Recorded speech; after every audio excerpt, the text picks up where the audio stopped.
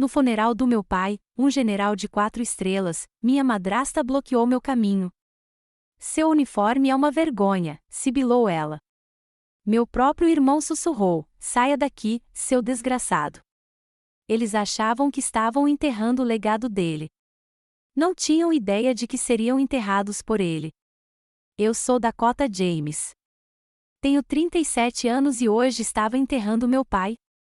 O ar na antiga capela do correio em Arlington estava carregado com algo mais do que apenas o aroma de lírios e madeira velha e polida. Estava carregado com a história de homens caídos, um silêncio pesado e santificado que eu conhecia bem. Meu uniforme de serviço do exército parecia uma segunda pele.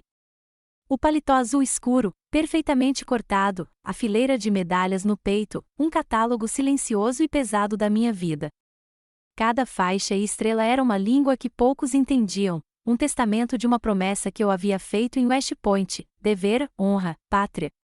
Era o único dialeto que meu pai, o general Jonathan James, e eu compartilhávamos verdadeira e fluentemente.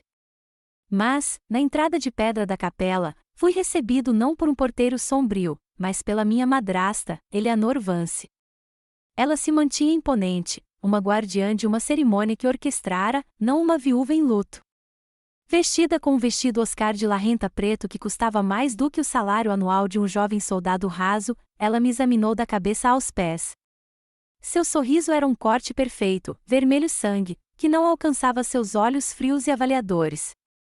Dakota, querida, sua voz era como mel misturado com arsênico, uma arma macia que ela empunhava com precisão especializada. Eu sei que você quer prestar suas homenagens, mas este uniforme. Ela gesticulou vagamente para o meu peito, com um lampejo de genuíno desgosto em sua expressão. É tão agressivo. Simplesmente não combina com a atmosfera solene daqui. Deixa as pessoas desconfortáveis. As palavras foram um golpe calculado. Por uma fração de segundo, eu estava de volta à poeira de Kandahar, a lembrança da coragem e do medo, um contraste gritante com o ar perfumado da capela. Meu uniforme não era agressivo. Era um testamento de sobrevivência, algo que ela jamais compreenderia. Ela pegou o símbolo da obra da minha vida, do meu vínculo com meu pai, e o pintou como uma exibição vulgar e de mau gosto. Mantive o rosto impassível como uma máscara militar, uma habilidade aprimorada em lugares muito mais severos do que um funeral em Washington. Meu maxilar se contraiu, mas não disse nada. Lá dentro, suas palavras ecoavam, desconfortáveis, agressivas. Então, meu meio-irmão, Preston, passou deslizando com naturalidade e presunção. Aos 30 anos, ele era o herdeiro polido e mimado da dinastia Vance, trajando um terno Tom Ford que gritava riqueza herdada, não respeito conquistado. Ele se inclinou para perto, invadindo meu espaço pessoal, seu hálito uma mistura fétida de uísque caro e desprezo. Papai se foi, sussurrou, as palavras um sibilo venenoso dirigido apenas a mim. Você não tem mais motivo para estar aqui. Pegue o que resta da sua dignidade e saia daqui, seu desgraçado. Bastardo. A palavra não foi gritada. Foi proferida com a precisão de um bisturi de cirurgião, projetado para cortar o último fio desgastado que me ligava a esta família. Foi uma marca gravada em mim no funeral do meu pai. Eu era filha da primeira esposa, o remanescente inconveniente de uma vida antes de Eleanor. A palavra me atingiu com a força de um golpe físico. No entanto, meu treinamento me manteve ereta, minha postura inabalável. Meus olhos permaneceram fixos no caixão coberto com a bandeira na frente da capela. Eu era um major-general. Não vacilaria. Enquanto me sentava em um banco de trás, isolado, os murmúrios da elite de Washington DC flutuavam ao meu redor. Ouvi nomes de senadores e lobistas. Ouvi conversas em voz baixa sobre o almoço que se seguiria, um evento privado e exclusivo no Hotel Hyatt, com vista para a Casa Branca, um evento sobre o qual não me haviam contado. É claro que eu era uma relíquia a ser tolerada na cerimônia oficial, mas não era da família. Não para os papéis que importavam para eles. O serviço foi um borrão de chavões de homens que conheciam a patente do meu pai, mas não seu caráter. Quando terminou, enquanto o movimento silencioso dos poderosos começava, uma voz cortou o ar como um tiro de rifle. Major-General no chão. Atenção! Era o coronel Samuel Carrick, o amigo mais antigo do meu pai. Sua voz, o latido familiar e grave de um soldado de longa data, não era um pedido. Era uma detonação sonora no silêncio abafado e educado. Instantaneamente, a atmosfera se dividiu. Todos os homens e mulheres uniformizados, independentemente da patente, prestaram atenção. O som foi um estalo agudo e unificado de saltos batendo em pedra, um som de respeito, um som de lealdade. Até mesmo alguns políticos grisalhos em ternos civis, homens que haviam servido décadas atrás, endireitaram as costas por reflexo. Eles se ergueram, uma muralha silenciosa e rígida de honra. O rosto perfeitamente esculpido de Eleanor registrou um breve e incompreensível lampejo. Preston parecia apenas irritado. Eles estavam assistindo a um ritual de uma tribo à qual jamais pertenceriam. O coronel Carrick caminhou diretamente até mim, seu rosto um mapa de pesar e determinação. Ele passou por Eleanor e Preston sem olhar. Segurava um envelope grosso, de cor creme. Colocou-o na minha mão enluvada. Era pesado. Senti o papel de linho fino, as bordas afiadas e intrincadas do lacre de cera, pressionando minha pele através da fina luva branca. Estava selado com um selo de cera vermelho escuro com um anel de sinete do meu pai. O general me disse Carrick em voz baixa, apenas para meus ouvidos. Ele disse, se eu algum dia ficar em silêncio, Sam, entregue isso para Dakota. Ela é a única que sabe fazer o silêncio rugir. Olhei para o envelope. Meus dedos se apertaram em torno dele. Minha dor era uma névoa, mas isso era uma bússola.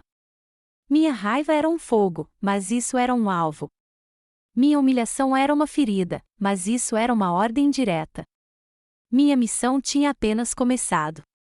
Sentei-me no meu quarto de hotel estéril, com o envelope vermelho lacrado com cera, ainda fechado, sobre o criado mudo. Era um farol na penumbra, uma ordem final à espera de ser lida. Mas minha mente não estava no futuro. Estava à deriva no passado, traçando um mapa das cicatrizes que me levaram àquele momento.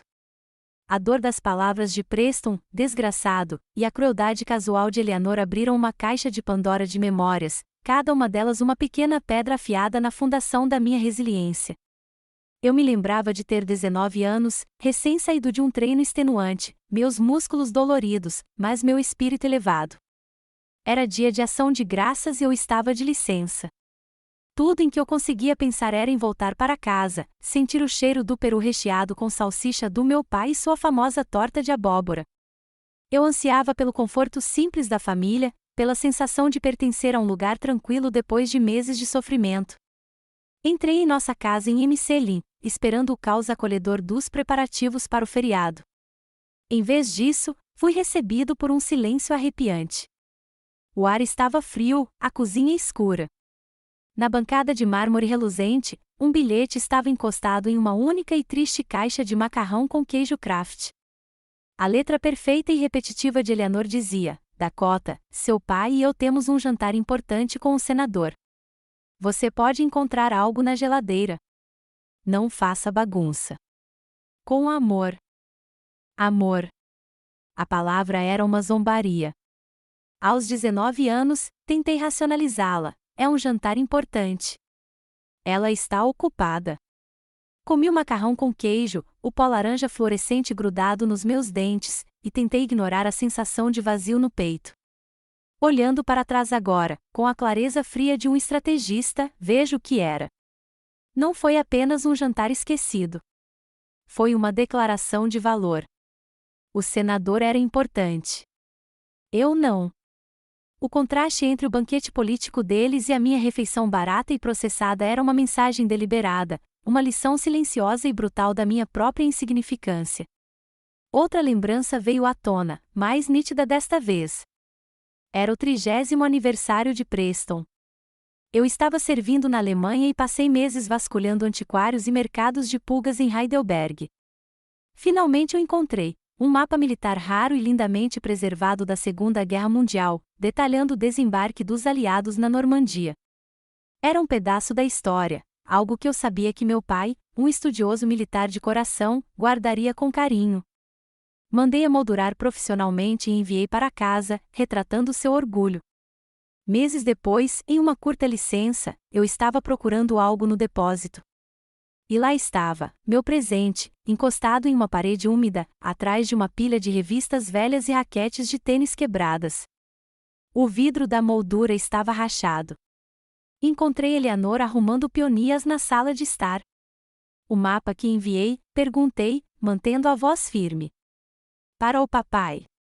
Ela mal levantou os olhos das flores. Ah, aquela coisa, disse ela com um aceno de mão desdenhoso. O Preston disse que parecia velha e sombria demais para a nova biblioteca dele. Precisamos de coisas mais alegres, sabe? Ela sorriu para mim, um sorriso tenso e cheio de pena. Seus gostos são tão específicos, querida.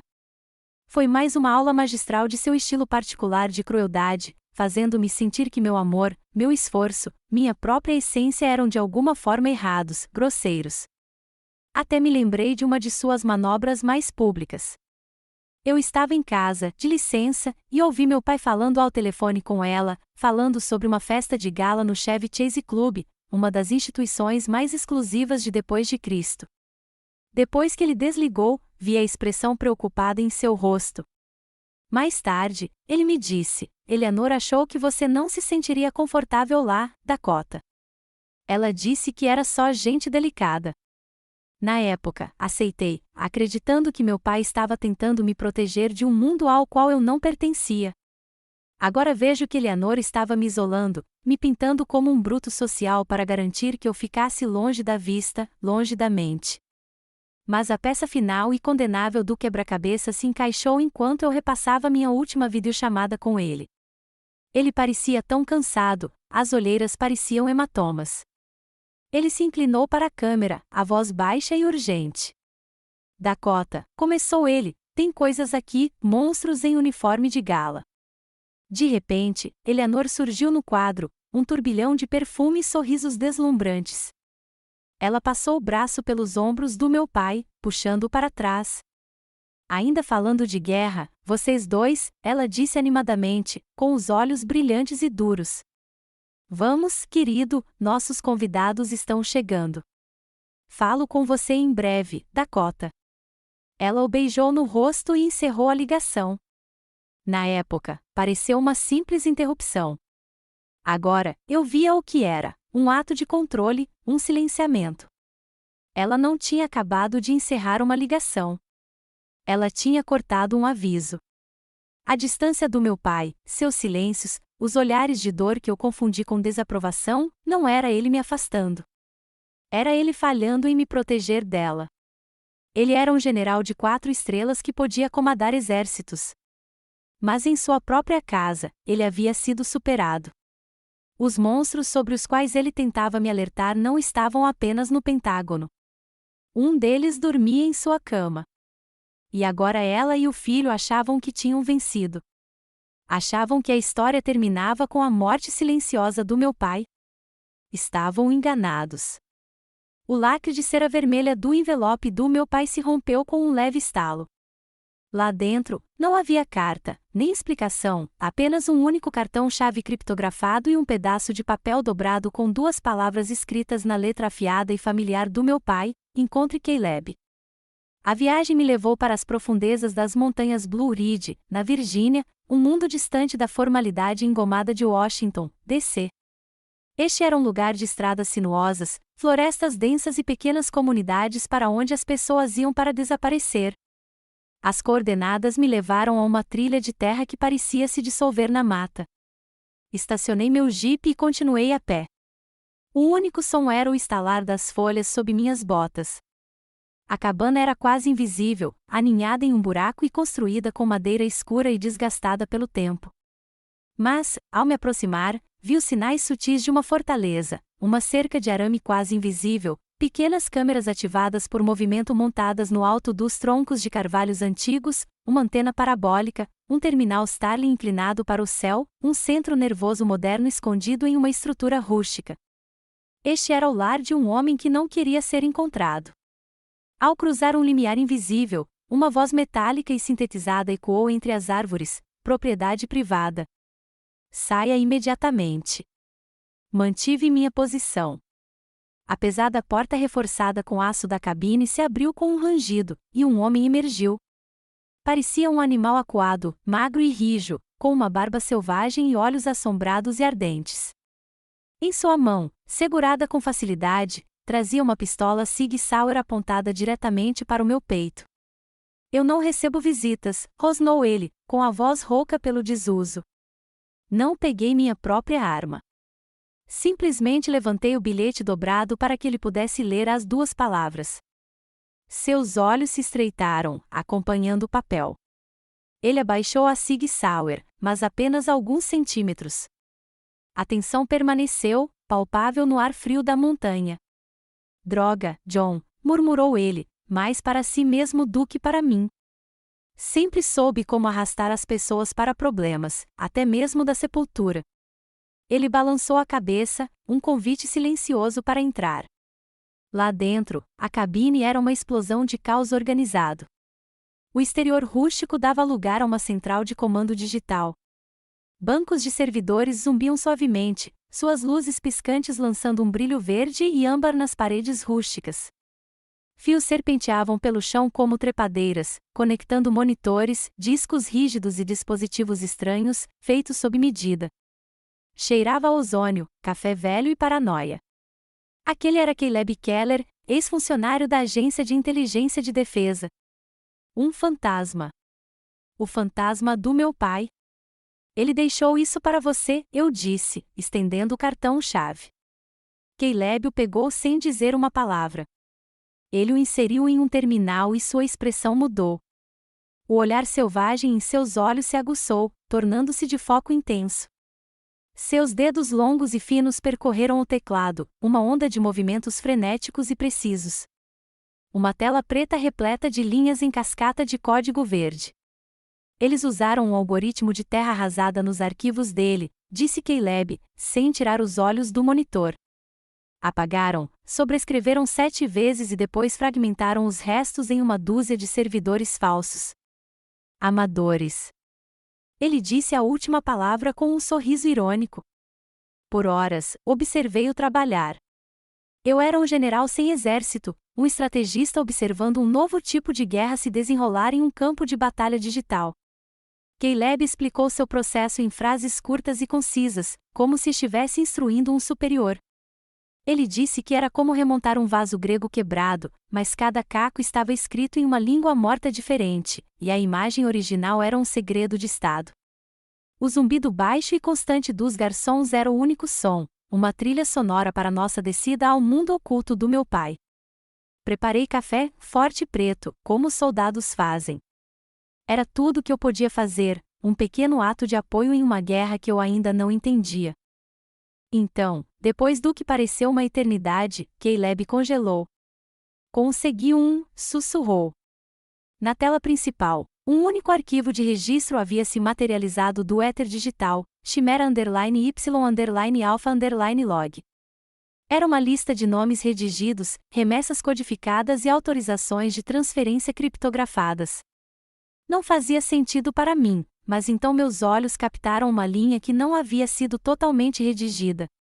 Um nome, claro como o dia, General Alistair Blackwood. Meu sangue gelou. O nome me atingiu com a força de uma lembrança física.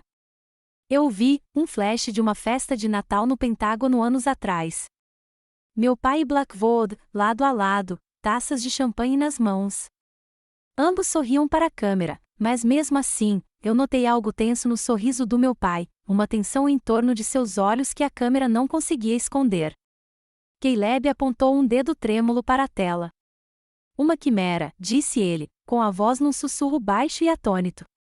Na mitologia, é um monstro feito de partes de diferentes animais, um leão, uma cabra, uma cobra.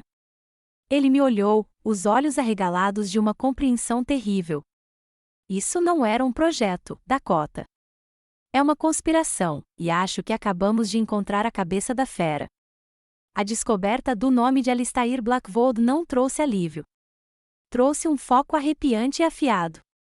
A caçada não era mais uma busca abstrata por monstros. Tinha um rosto, uma patente e uma história entrelaçados com os meus. Caleb trabalhava como um possesso, com o suor escorrendo pela testa, seu mundo inteiro se reduzindo às telas brilhantes à sua frente. Ele explicou que o registro da quimera era apenas o recipiente, uma fechadura digital. Os dados reais, as joias, estavam escondidos lá dentro, fragmentados e disfarçados com um nível de paranoia que eu tinha que respeitar. Seu pai era um gênio paranoico, murmurou Caleb, seus dedos um borrão sobre o teclado. Ele apontou para uma sequência de dados aparentemente aleatória que lembrava estática digital. Isso não é ruído. É um fantasma. Ele usava esteganografia, escondendo arquivos de áudio criptografados no ruído branco inofensivo de outras gravações. O homem transformava os relatórios públicos diários em registros digitais, um verdadeiro espião da Guerra Fria na era digital. Fiquei atrás dele, com os punhos cerrados ao lado do corpo, um general inútil assistindo a uma guerra de um homem só. Senti uma onda de impotência profissional, um sentimento que desprezava. Toda a minha carreira fora baseada em ação, comando e controle. Ali, minha autoridade não significava nada. Eu só podia observar, esperar e fazer café. Preparei uma nova infusão, preta e forte o suficiente para remover a tinta de um navio de guerra, e coloquei uma caneca fumegante ao lado do seu cotovelo, um pequeno gesto de apoio, um gesto de soldado. Caleb se aprofundou no labirinto digital, executando um programa proprietário que chamou de Janus. Ele disse que era uma ferramenta de inteligência, supostamente mítica, projetada para reconstruir arquivos de áudio danificados ou ocultos analisando harmônicos residuais. O eco deixado no silêncio, explicou, com os olhos grudados na tela. Ele escuta o silêncio entre os sons. As horas se passaram, marcadas apenas pela mudança de direção da luz através da janela da cabine e pelo nível de café cada vez menor na cafeteira. De repente, Caleb ergueu a mão, seu corpo ficando imóvel. Contato. Ele isolou um pequeno fragmento de áudio, limpando da estática que o havia sepultado. Olhou para mim, uma pergunta silenciosa. Assenti. Ele apertou o play. A voz que ecoava pela pequena cabine era fria, áspera e totalmente desprovida de emoção. Era uma voz acostumada a dar ordens e vê-las obedecidas sem questionamentos, uma voz de poder absoluto. Ele é um problema. Garanta que ele nunca tenha a chance de testemunhar perante o comitê. O ar escapou dos meus pulmões num único e silencioso suspiro. Não foi uma sugestão. Foi uma ordem de execução. Minha suspeita, minha dor, minha raiva, tudo se solidificou em uma certeza terrível e inegável. Os dedos de Caleb voaram novamente, executando um programa de reconhecimento de voz em um banco de dados de segurança nacional ao qual ele não deveria ter acesso. Alguns segundos depois, um retrato formal apareceu na tela. O rosto era bonito, decorado e exibia um sorriso de predador. O nome abaixo confirmou meu pior medo, General Alistair Blackwood. Uma barra verde pulsava na parte inferior da imagem, probabilidade de correspondência de voz, 99,7%. Não havia dúvida de que era ele. Um bloco de gelo se formou em meu peito, pesado e sufocante. Meu pai não havia morrido de ataque cardíaco. Ele havia sido eliminado, um general de 4 estrelas, um homem que dedicara 40 anos de sua vida ao país, apagado como um peão em um tabuleiro de xadrez por ter se tornado um problema. A frieza calculada de tudo aquilo era mais horripilante do que qualquer ato de violência no campo de batalha que eu já havia testemunhado. Era uma traição vinda de dentro. Continue cavando, eu disse, minha voz um rosnado baixo que mal reconheci como meu. Caleb assentiu, com um rosto sério. Ele voltou ao trabalho, sua concentração agora impregnada de uma energia vingativa. Mais tempo se passou. Então, outro arquivo de áudio surgiu. Este era diferente, a qualidade era melhor, mais nítida, como se tivesse sido gravado em outro dispositivo. Os olhos de Caleb encontraram os meus antes de ele apertar o play. A voz do meu pai preencheu o ambiente, profunda, cálida e tão dolorosamente familiar. Parecia uma mão apertando meu coração. Mas, por baixo do calor, havia uma urgência, uma finalidade que fez os pelos dos meus braços se arrepiarem. Dakota, se você está ouvindo isso, significa que eu não consegui. Não chore por mim. Eu vivi uma vida plena. Mas também significa que você encontrou o caminho. Você sempre foi a melhor guerreira que eu já conheci. Minha respiração ficou presa. Apertei os olhos, tentando conter as lágrimas repentinas e ardentes. Mas sua voz continuou, um testamento do túmulo. Não confie no sistema. Ele está comprometido. Confie nos seus instintos. E não pare, filha. Por nada, custe o que custar. Houve uma pausa, uma inspiração trêmula que traiu a compostura sólida do general. Era o som de um pai, não de um oficial. Complete a missão. Sua voz falhou nas duas últimas palavras, o som do amor infinito de um pai rompendo a ordem final e desesperada de um comandante. E então, só restou o zumbido suave dos garçons. O silêncio que se seguiu foi mais pesado, mais profundo do que qualquer outro que eu já conhecera. O gelo em meu peito se estilhaçou e, em seu lugar, uma fúria incandescente se acendeu, queimando a dor. Não era mais apenas uma mensagem. Não era um sussurro de conspiração. Era uma missão que me foi dada pelo meu comandante. Era um último desejo que meu pai me entregou. Ele sabia. Ele sabia que eles estavam vindo atrás dele. E ele havia deixado essa trilha, acreditando, sabendo, que eu seria aquele a segui-la até o fim. Que eu seria aquele a terminar a luta que ele não conseguiu. Minha dor era uma tempestade, mas meu novo propósito era uma âncora. Meu caminho não estava mais escondido. Estava iluminado pelo sacrifício final do meu pai. A ordem final do meu pai, complete a missão, ecoava em minha mente. A missão agora tinha duas frentes, uma contra a conspiração sombria que o matou e outra contra a família que tentava apagá-lo. Para lutar na Primeira Guerra, eu precisava de recursos, o tipo de recursos guardados dentro da casa em que cresci. Dirigi meu jipe de volta às conhecidas ruas arborizadas de MC Lynn, Virgínia. A mansão Vance ficava atrás de altos portões de ferro forjado, uma fortaleza branca e reluzente de dinheiro novo e velhas queixas. Era um lugar de superfícies polidas e crueldades ocultas. Apertei o botão do interfone, a pequena lente da câmera me encarando como um olho frio e imóvel. Um instante depois, a voz de Eleanor, filtrada e metálica, estalou pelo alto-falante. Quem é? Sou eu, Dakota. Uma longa pausa se estendeu, carregada de desdém. Não temos nada a dizer um ao outro. Esta é uma propriedade privada. Por favor, saiam. Mantive a voz calma e precisa, do jeito que se fala com um negociador hostil. Segundo a lei estadual da Virgínia, como descendente direto, tenho o direito de ser informado sobre questões relativas ao testamento. Uma risada seca e áspera ecoou do alto-falante, um som desprovido de qualquer calor. O testamento? Oh, criança ingênua! Seu pai não deixou nada para aqueles que traem a família. Traição. Meus anos de serviço, a vida que construí com base nos princípios que ele me ensinou, ela distorceu tudo isso em um ato de traição. Antes que eu pudesse responder, o portão principal permaneceu fechado, mas um portão menor para pedestres se abriu com um clique. Preston surgiu, e não estava sozinho. Ao seu lado caminhava um homem de terno elegante e caro, carregando uma maleta de couro, o advogado. Era uma emboscada planejada. Preston caminhou em direção ao portão, com um sorriso presunçoso e triunfante no rosto. Seu Maserati Ghibli estava estacionado na entrada circular atrás dele, com a grade polida brilhando como os dentes de um predador. Irmã mais velha, começou ele, com o tom transbordando de condescendente piedade. Escute, deixe-me esclarecer isso, para que até sua mente militar simplória possa entender. Ele parou logo depois do portão, usando-o como uma barreira, uma representação física da minha exclusão. O advogado permanecia em silêncio atrás dele, um abutre de riscas.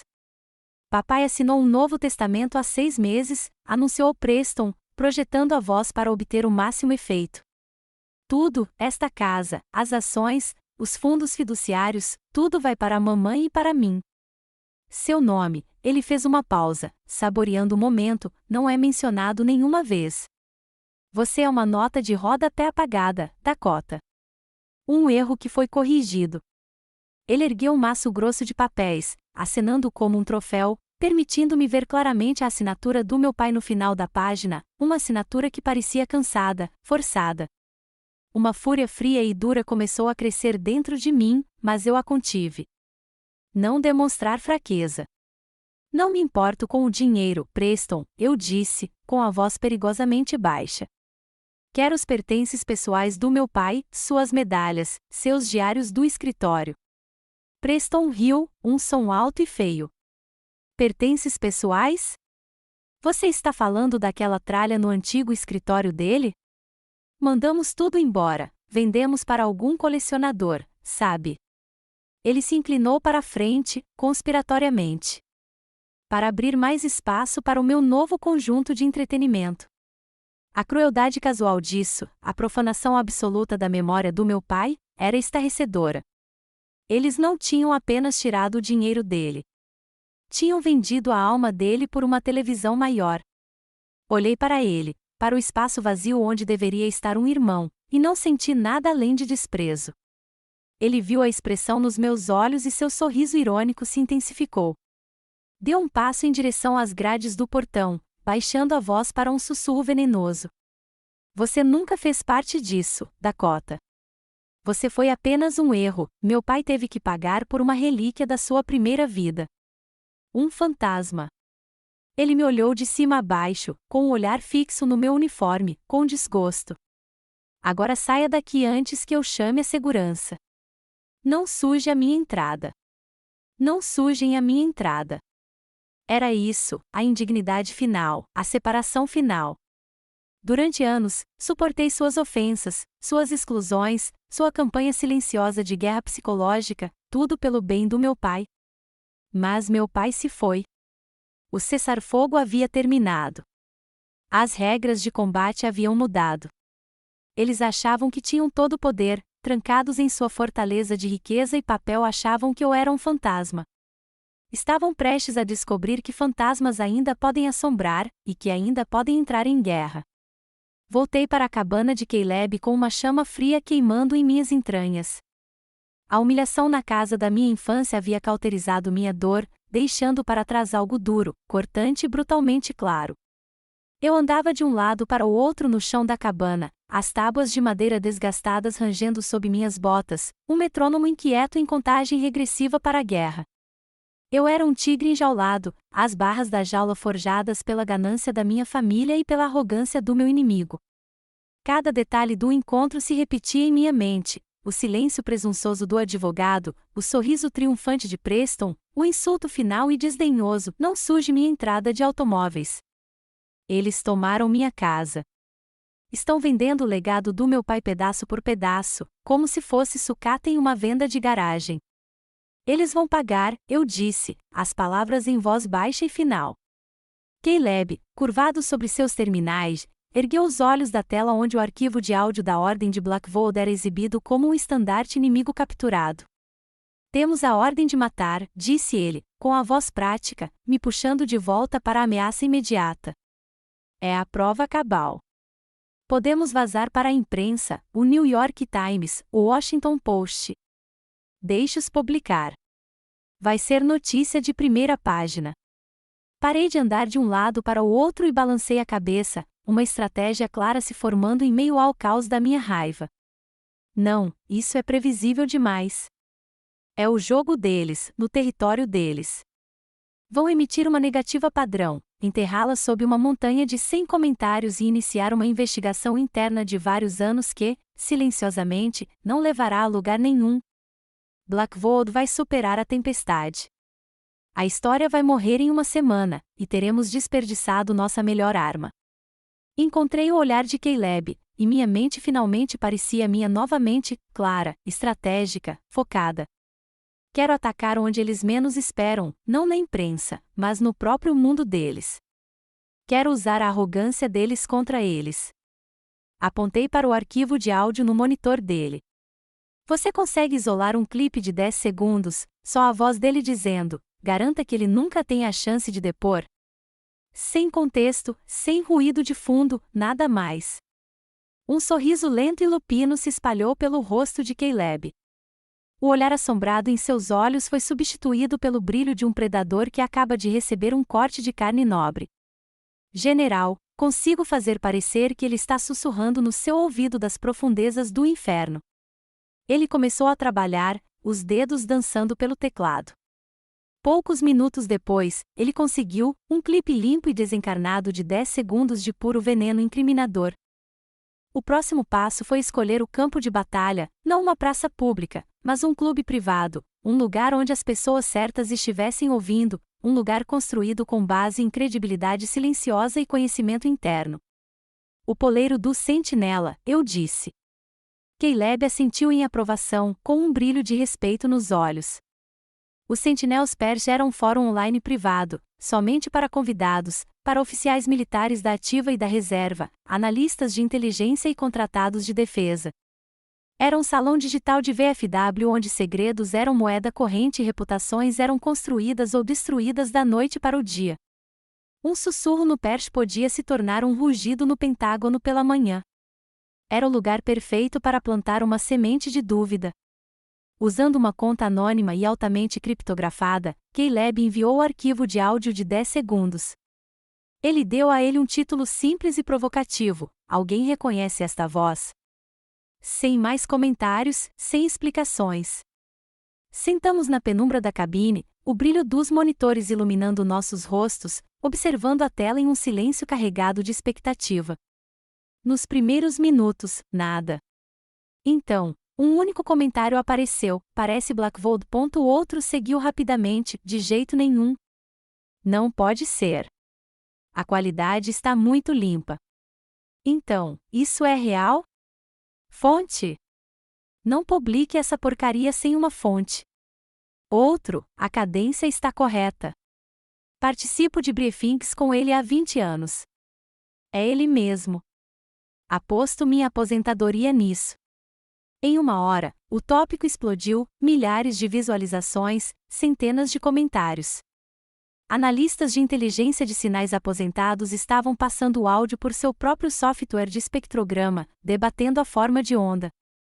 Veteranos discutiam sobre a inflexão precisa da palavra. Comitê jornalistas que se esgueiravam no fórum enviavam mensagens privadas ao autor anônimo, desesperados pela fonte. O lago havia se transformado em um mar agitado de especulações e suspeitas. Uma satisfação fria e aguda se instalou em meu estômago. Eu tinha atirado a primeira pedra e acertado meu alvo. A verdadeira vitória, no entanto, veio no dia seguinte. A onda atingiu a costa e se transformou em um maremoto. Blackvold entrou em pânico. Sob pressão de seu gabinete, a assessoria de imprensa oficial do Pentágono divulgou um comunicado formal. Li em voz alta, de um site de notícias no monitor de Caleb, com a voz firme: estamos cientes de um clipe de áudio fabricado com intuito malicioso, criado com tecnologia avançada de deepfake, que está sendo divulgado online com a intenção de difamar o distinto histórico de serviço do general Alistair Blackvold. Olhei para Caleb, com a testa franzida. Parecia uma negação padrão e eficaz, mas Caleb jogou a cabeça para trás e riu, uma risada alta e genuína que ecoou pela pequena cabine. Os tolos, ele cantou, apontando um dedo triunfante para a tela. Os tolos arrogantes e previsíveis. Eles entraram direto na caixa de destruição. Que erro? Perguntei, inclinando-me. Seus olhos brilhavam com a vitória intelectual. Eles estão tão focados em negar a como, eles esqueceram o ok. Eles negaram que fosse real, mas não negaram que fosse ele. Apenas confirmaram para o mundo inteiro que a voz naquela fita pertence a Alistair Blackvold. Ele se recostou na cadeira, com uma expressão de alegria pura e genuína no rosto. A batalha apenas começou, general, e acabamos de vencer o primeiro round sem disparar um único tiro de verdade. A satisfação pela nossa pequena vitória foi um lampejo de luz, engolido instantaneamente pela escuridão que se aproximava. A fera havia sido cutucada e agora estava caçando. Encontrei-me com o coronel Carrick para um café em um pequeno café em Georgetown, Um lugar com piso de madeira desgastado e o cheiro rico e penetrante de grãos torrados. Conversamos em voz baixa, ele oferecendo o pouco apoio que podia de dentro do sistema, e eu sentindo as paredes se fechando. Ele me avisou que Blackvold estava se mudando, cobrando décadas de favores, e sua influência se espalhava como tentáculos tóxicos por todos os cantos escuros do Pentágono. Saí do café sentindo um nó familiar de pavor tático apertando meu estômago. Quando cheguei ao estacionamento público onde havia deixado meu Jeep Grand Cherokee, vi-o imediatamente. Os 4 pneus estavam furados, cortados com uma eficiência brutal que demonstrava malícia profissional, não vandalismo aleatório. Era uma mensagem de intimidação. Mas essa não era a pior parte. Escondida sob o limpador de para-brisa, havia uma fotografia em preto e branco, impressa em papel barato e brilhante, escorregadio e sujo ao toque. Meu coração batia forte contra as costelas. Era uma foto minha e de Caleb dentro de sua cabine, iluminada pelo brilho verde fantasmagórico de seus monitores. Fora tirada de fora, através da janela, à noite, uma imagem voyeurística e arrepiante que gritava uma única e aterrorizante mensagem: sabemos onde você está. Vemos tudo. O medo frio na minha pele era uma sensação que eu conhecia do meu tempo em territórios hostis. A guerra não era mais online. Era aqui. Eu estava sendo caçado. Na manhã seguinte, o sistema reagiu com toda a sua força burocrática esmagadora. Uma intimação oficial chegou por meio de um mensageiro impassível. Eu deveria me apresentar ao Pentágono imediatamente. Fui escoltado não para um escritório, mas para uma pequena sala de conferência sem janelas no E-Ring, uma caixa estéreo projetada para fazer você se sentir insignificante. 2 coronéis do escritório do inspetor-geral estavam sentados à minha frente, diante de uma mesa polida, com os rostos impassíveis como máscaras. Eles eram os inquisidores do sistema. Não perguntaram sobre Blackvold. Não perguntaram sobre Chimera. Não perguntaram sobre meu pai. Suas perguntas eram uma armadilha cuidadosamente construída, um campo minado legal. Acusaram-me de violar protocolos de segurança nacional, de disseminar informações confidenciais, de conduta imprópria para um oficial e prejudicial à ordem e à disciplina do Exército dos Estados Unidos.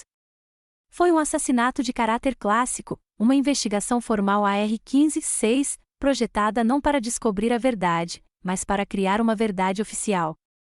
Major-General James, disse o coronel sênior, com a voz monótona e desprovida de respeito, o senhor está suspenso de todas as funções por tempo indeterminado, aguardando o resultado desta investigação. Como se tivesse sido combinado, a porta se abriu e um policial militar uniformizado entrou. Ele era jovem, com o rosto rígido pelo desconforto do dever. Ele não me olhava nos olhos. Senhora, disse-lhe baixinho, preciso pedir o seu cartão de acesso comum.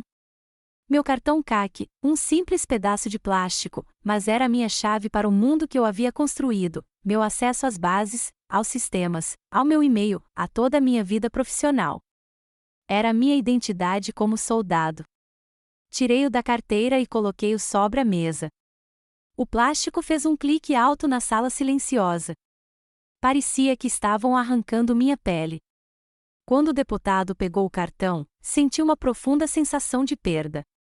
Sem ele, eu não era um general. Eu era apenas Dakota James, um civil. Eu havia sido oficialmente excomungado pela própria instituição que jurei defender com a minha vida. O golpe final veio naquela noite. Enquanto eu estava sentado em um quarto de motel barato e anônimo, com o ar cheirando a fumaça velha e desinfetante, um alerta de notícias apareceu no meu celular. Meu meio-irmão Preston era um convidado em um podcast político popular de direita, com um rosto radiante de preocupação hipócrita. Ele inventou uma história magistral de mentiras, com a voz transbordando falsa simpatia. Pintou um retrato meu como uma mulher mentalmente instável, traumatizada por anos de combate, uma irmã ciumenta que jamais conseguiria alcançar o sucesso dele. Minha irmã é uma figura trágica, na verdade, disse Preston ao microfone. Ela não consegue aceitar que nosso pai me escolheu para continuar seu legado. Ela está me atacando. Essas acusações absurdas são apenas o produto de uma mente perturbada e odiosa. A narrativa se espalhou como fogo em palha. As seções de comentários estavam cheias de sarcasmo, vingativo, louco, ingrato. As paredes não estavam apenas se fechando. Elas desabaram sobre mim. Eu estava soterrado. E enquanto eu estava ali, sozinha no silêncio vibrante daquele quarto barato, com o brilho do telefone iluminando o meu rosto, eu tinha que perguntar: você já esteve lá? Você já teve a sua verdade, a essência de quem você é e do que você vivenciou, distorcida em uma arma para ser usada contra você, especialmente pela sua própria família? Já lhe disseram que você é instável, que você é louco, que você é muito emotivo, simplesmente por dizer uma verdade que eles não querem ouvir? É um tipo específico de violência. Eles isolam você. Eles desacreditam você. Eles viram o mundo contra você até que você comece a questionar sua própria sanidade. Essa é a arma mais poderosa deles, não os pneus furados, nem os documentos oficiais. É aquele sussurro insidioso que eles plantam na sua mente, talvez. Talvez eles estejam certos. O silêncio zumbidor do quarto de motel barato no subúrbio de Maryland era um túmulo. Eu estava enterrado vivo sob o peso das mentiras da minha família e da traição do Pentágono. A dúvida que eles haviam plantado com tanto cuidado começara a criar raízes. Talvez eles estejam certos. Foi nesse momento de desespero absoluto, olhando para o teto rachado, que meu telefone descartável vibrou contra a colcha surrada, um número restrito. Quase o ignorei, mas um instinto, uma centelha de esperança de soldado, me fez atender. Alô? A voz de um jovem, carregada de ansiedade, irrompeu. Major-General James, eu não consigo falar por muito tempo. Meu nome não importa, mas minha prima era Lyra Soto. O nome me atingiu como um choque elétrico. Lyra Soto, uma jovem e brilhante capitã que trabalhará no escritório do meu pai. Os jornais haviam noticiado sua morte uma semana antes, um acidente de carro na George Washington Memorial Parkway. Falha nos freios, uma tragédia. Mas eu sabia que não havia acidentes nesta guerra. Antes de morrer, a voz do jovem tremeu, ela me deu uma coisa. Ela me fez prometer. Ela disse: se alguma coisa acontecer comigo, encontre Dakota James. Só ela saberá o que fazer. A esperança, aguda e dolorosa, perfurou a névoa do meu desespero. O que ela te deu? Não sei dizer. Precisamos nos encontrar. Na Union Station, perto do relógio principal. 1 hora. Fiquei sozinhos. A linha ficou muda. A Union Station era um mar de caos controlado, turistas, passageiros, um rio de rostos anônimos. Era o lugar perfeito para um fantasma encontrar outro fantasma. Fiquei parada perto do relógio principal, sentindo-me exposta e vulnerável. Um jovem de moletom, com o rosto pálido e abatido, passou por mim sem fazer contato visual. Ao passar, ele colocou algo frio e metálico na minha mão, um pequeno pendrive vermelho. Ele não diminuiu o passo, desaparecendo na multidão antes que eu pudesse sequer sussurrar uma palavra de agradecimento. De volta à cabana de Caleb, meu único santuário de verdade, eu segurava o pendrive. Era uma chave de ferro, um dispositivo criptografado de nível militar. Ataques de força bruta eram inúteis, ele se autodestruiria após muitas tentativas frustradas. Insira-o no laptop de Caleb. Uma solicitação de senha apareceu. O que foi? Perguntou Caleb, inclinando-se sobre meu ombro. Tentei tudo o que me veio à mente, o aniversário da Lyra, o do meu pai, o número da identidade militar dele. Nada. Acesso negado. Cada falha parecia uma porta batendo. Espere, disse Caleb, com um olhar penetrante. Pare de pensar como um computador. Pense como um soldado. Lyra conhecia você. Ela confiava em você. Ela teria escolhido algo que só você saberia. A fundação, o credo. Fechei os olhos. Imaginei West Point. Imaginei o rosto do meu pai no dia da minha formatura. Senti o ar fresco do outono. E ouvi as palavras. Respirei fundo e meus dedos digitaram a senha, uma única frase, sem interrupções: dever honra país. Acesso concedido. Um único arquivo de vídeo apareceu na tela. Cliquei nele. O rosto da capitã Lyra Soto preencheu o monitor. Ela era linda, seus olhos escuros arregalados de um medo que ela tentava dominar. General James, disse ela, com a voz firme apesar do tremor que eu podia ver em suas mãos. Se você está assistindo isso, significa que eu não sobrevivi. Significa que me pegaram. Blackwood está limpando a casa. Ela respirou fundo, trêmula. Eu era assistente do seu pai. Eu vi o que eles estavam fazendo. Copiei tudo, o servidor Chimera inteiro. Todas as evidências estão neste disco. Por favor, faça com que meu sacrifício signifique alguma coisa. O vídeo terminou. Minhas mãos tremiam. Caleb pôs a mão firme no meu ombro enquanto eu navegava até os outros arquivos. Estava tudo lá, um labirinto de mentiras, registros financeiros detalhando transferências ilegais de armas, ordens codificadas de transporte de armamento de alta tecnologia para potências hostis. E então encontrei uma pasta com o simples título Testamento. Abri. Era uma série de arquivos de áudio gravados pelo meu pai. Sua voz era calma, comedida, como um homem lendo seu próprio testamento no disco. Ele expôs toda a conspiração de Blackwood, como ele usou o projeto Quimera como um fundo secreto pessoal para vender os segredos dos Estados Unidos a quem pagasse mais. Ele traiu o juramento, disse a voz gravada do meu pai, um tremor de raiva pura e justificada finalmente rompendo sua compostura. Ele traiu este país. Eu o confrontei. Ele me deu uma escolha, silêncio ou morte.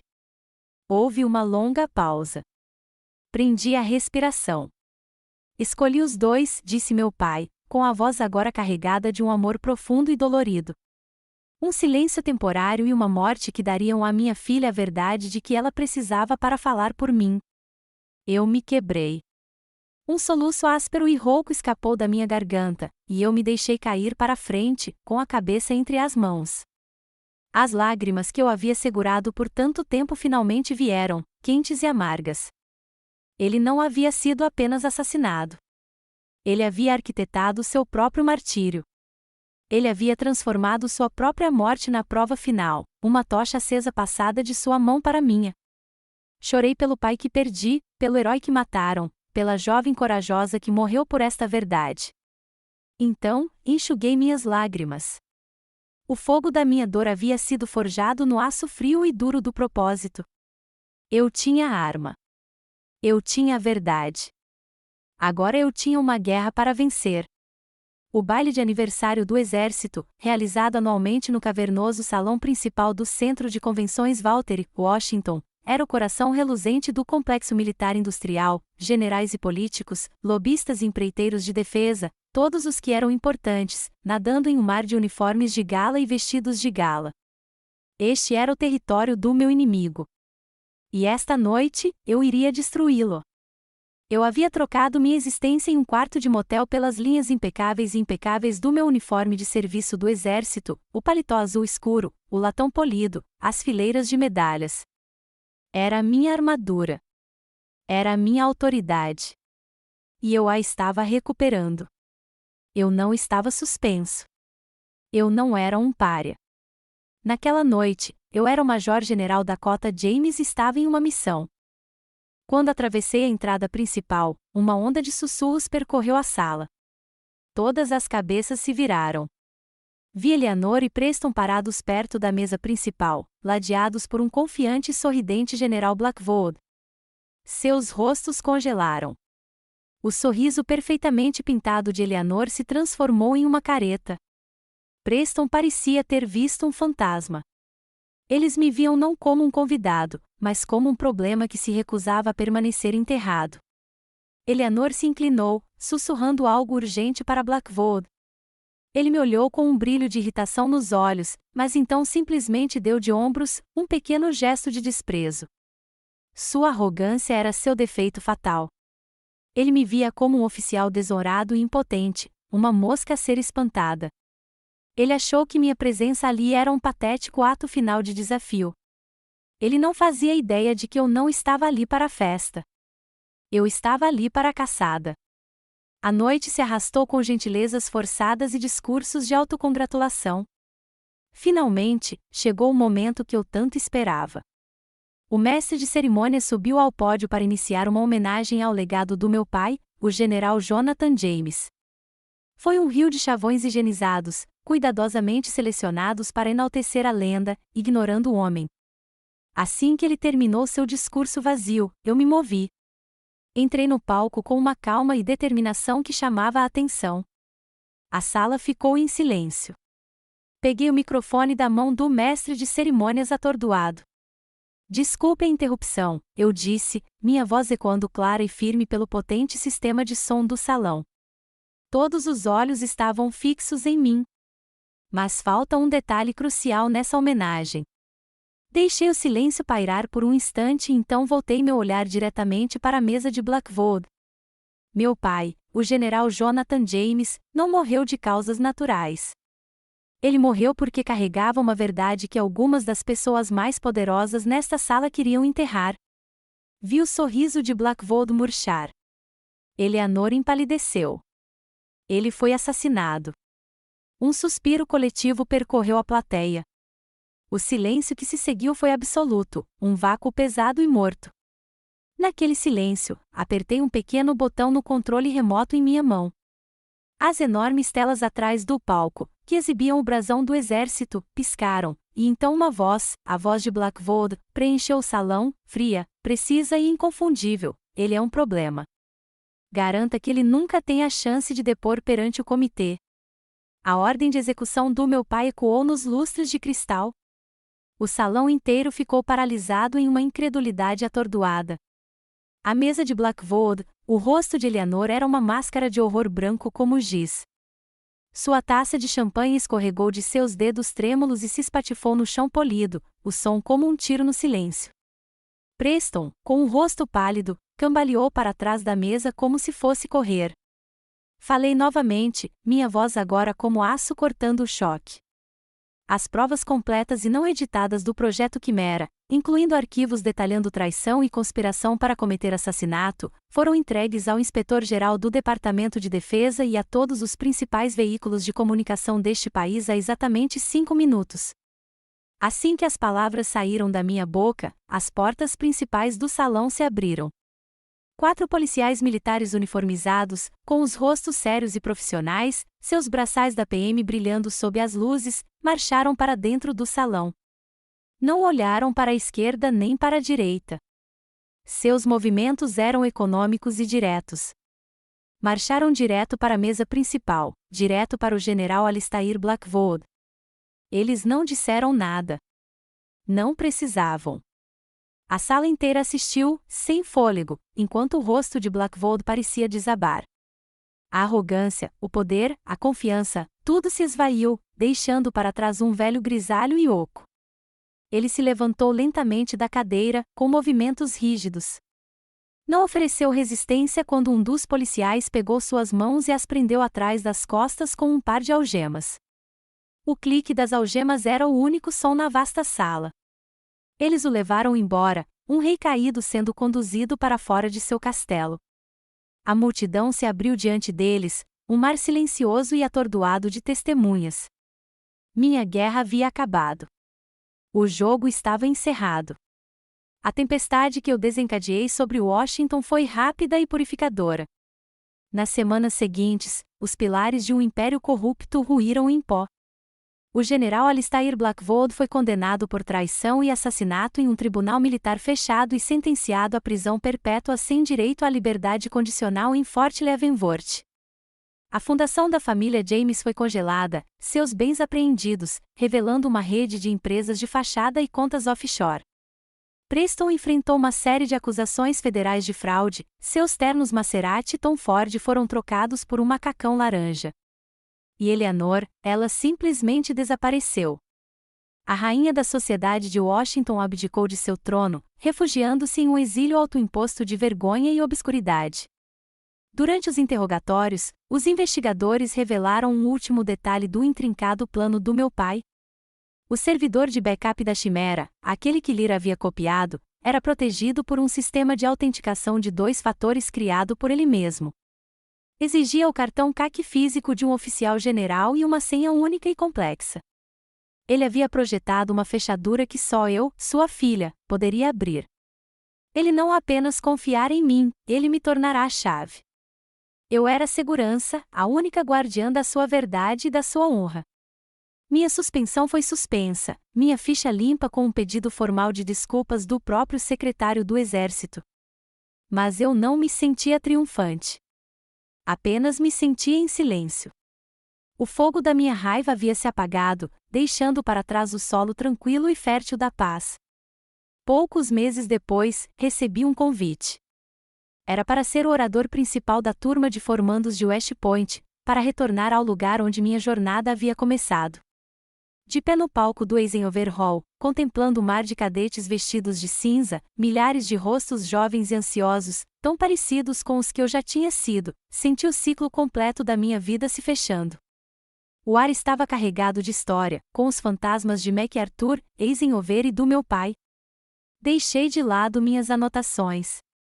Eles vão te ensinar muitas coisas aqui, comecei, com a voz firme e clara. Eles vão te ensinar estratégia. Eles vão te ensinar logística. Eles vão te ensinar como liderar e como seguir ordens. Fiz uma pausa, deixando meu olhar percorrer o vasto auditório. Mas estou aqui hoje para falar sobre a única coisa que eles não podem lhes ensinar.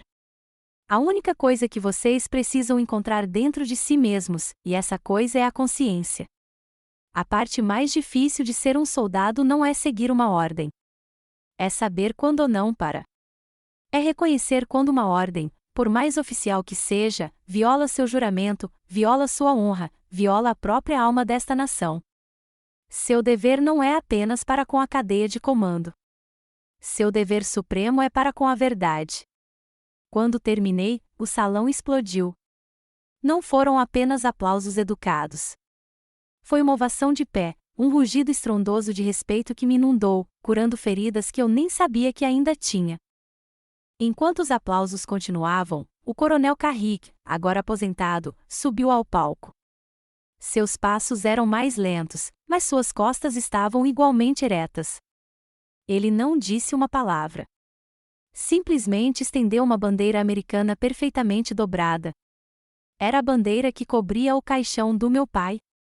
O exército a estava oficialmente devolvendo a mim, não como uma filha em luto, mas como sua herdeira reconhecida. Era um pedido de desculpas. Era um ato de restauração. Era paz. Aceitei. O triângulo firmemente dobrado de estrelas e listras parecia pesado e sagrado em minhas mãos. Após a cerimônia, quando eu estava saindo do salão, uma jovem cadete se aproximou de mim, com os olhos brilhando com uma energia feroz e nervosa. Ela segurava um programa na mão. Senhora, General James, gaguejou, com as bochechas coradas. A senhora poderia autografar isto para minha irmãzinha? Quero mostrar a ela que as mulheres também podem ser leoas. Olhei para aquela jovem, aquela futura líder, e vi o reflexo de um legado que eu não sabia que estava construindo, um legado não de riqueza ou poder, mas de coragem. Aceitei o programa dela. Pela primeira vez no que pareceu uma vida inteira, um sorriso genuíno e descompromissado se abriu em meu rosto. Seria uma honra, eu disse. Ao assinar meu nome, percebi que não havia apenas resgatado o legado do meu pai. Eu havia forjado o meu próprio. E, ao fazer isso, iluminei o caminho para uma nova geração de leões. Minha história encontrou paz. Mas sei que muitos de vocês ainda estão no meio de suas próprias batalhas. Vocês foram levados a se sentir como o problema, o difícil, o fantasma na história da sua própria família. Por favor, ouçam isto: a sua verdade tem valor. A sua experiência é real, vocês não estão sozinhos nesta luta. Se a minha história ressoou com você, assine o Chosen Revenge. Compartilhamos histórias para aqueles que foram silenciados, para lembrá-los da sua força e para que saibam que vocês são vistos, ouvidos e acreditados.